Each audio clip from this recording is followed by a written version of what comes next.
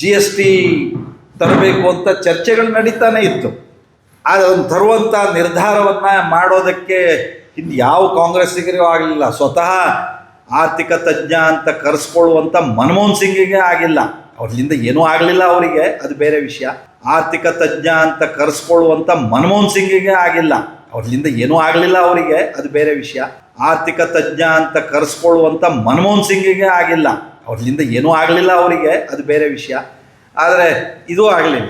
ಆದರೆ ಪ್ರಧಾನಿ ನರೇಂದ್ರ ಮೋದಿಜಿಯವರು 2017 2014 ಅಧಿಕಾರಕ್ಕೆ ಬಂದ ನಂತರ 2017 GST one nation one tax ಈ ಕಾನೂನನ್ನು ಈ ದೇಶದಲ್ಲಿ ಜಾರಿಗೆ ತಂದು, ಅದರಿಂದಾಗಿ 5%, 12%, 18%, 28% ಮತ್ತು 40% ಈ ಟ್ಯಾಕ್ಸ್ ಸ್ಲ್ಯಾಬ್ಗಳು ನಿರ್ಮಾಣ ಆದ.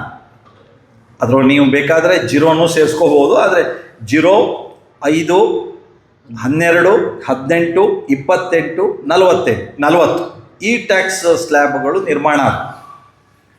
ಇದರಿಂದ ಅನೇಕ ರೀತಿಯ ಇದು ಬಹಳ ಅನುಕೂಲ ಆಗಿದೆ.